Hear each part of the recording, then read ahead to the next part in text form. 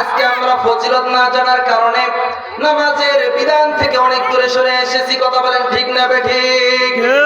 আল্লাহর নবী রাহমাতুল লিল আলামিন নবী বলেন, পাঁচ ওয়াক্ত নামাজ কোন ব্যক্তি যদি গুরুত্ব সহকারে আদায় করে 5টা পুরস্কারে পুরস্কৃত করবে। এই 5টা পুরস্কার আমাদের জন্য নেওয়া দরকার আছে না নাই?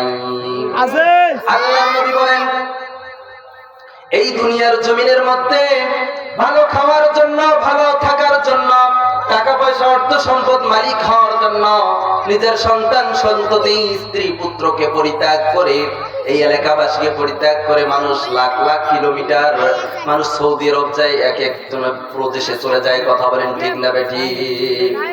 আল্লাহর নবী বলেন, 5 ওয়াক্ত নামাজ কোন ব্যক্তি যদি গুরুত্ব সহকারে আদায় করে, আল্লাহর নবী বলেন ওই ব্যক্তির সমস্ত যে রিজিকে পেরেশানি আছে, রিজিকের পেরেশানি আমি আল্লাহ রাব্বুল আলামিন তার রিজিকের পেরেশানি আমি আল্লাহ রাব্বুল আলামিন তার দূর করে দেব। বলেন সুবহানাল্লাহ। সুবহানাল্লাহ। কেমন ভাবে দূর করে দিবে?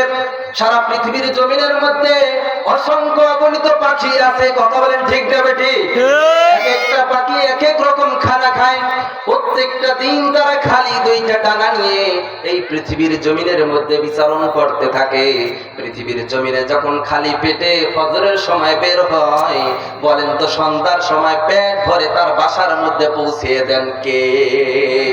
আরো জোরে বলা যাবে কি কে? আল্লাহ রাব্বুল আলামিন বলেন, এই যে পাখিগুলোকে আমি রিজিক দেই, সাগরের মধ্যে বিশাল বড় বড় মৎস্য প্রাণী রয়েছে, আফ্রিকার জঙ্গলে বড় বড় প্রাণী রয়েছে, তাদেরকে পেট ভরে প্রত্যেকদিন আল্লাহ রাব্বুল আলামিন খাবার খাওয়ায়। তাদেরকে যেমনই ভাবে খাবার খাওয়ায়, তোমাকে আমাকেও সেইভাবে খাবার খাওয়াইবেন। বলেন সুবহানাল্লাহ। পাখিরা, পশু পাখিরা কোনদিন তারা রিজিক নিয়ে টেনশন করে না। তারা এক আল্লাহর প্রতি ঈমান এনেছে। তারা চিন্তা করে আজকে যেই আল্লাহ খাওয়াইছেন সেই আল্লাহ আগামী দিনও বেঁচে থাকবে, সেই আল্লাহ আগামী দিনও খাওয়াইবেন। কথা বলেন ঠিক না বেঠিক? এই জন্য তো তারা কোনদিন বয়স্ক ভাতার কাজ করে না, কোনদিন চেয়ারম্যান মেম্বারের কাছে নিয়ে সিরিয়াল নিয়ে লাইন তারা সিরিয়াল হয়ে দাঁড়িয়ে থাকে না। তারা চিন্তা করে আজকে আমার যেই আল্লাহ খাওয়াইছেন আগামী দিনও সেই আল্লাহ খাওয়াইবেন। কথা বলেন ঠিক না বেঠিক? মানে বোঝা যায় যে পশু পাখির চেয়েও আমরা নিকৃষ্ট, যে আমাদের ঈমান এত দুর্বল। কথা বলেন ঠিক কিনা? ভাইরা আমার, বন্ধুগণ আমার, আপনারা হয়তো চিন্তা করতে পারেন, হুজুর কোরআনের মধ্যে তো বলা হয়েছে যে মানুষ এই পৃথিবীর মধ্যে আশরাফুল মাখলুকাত, আপনি নিকৃষ্ট কিভাবে বললেন? এই কথাও আল্লাহ তাআলা কোরআনের মধ্যে বলছেন।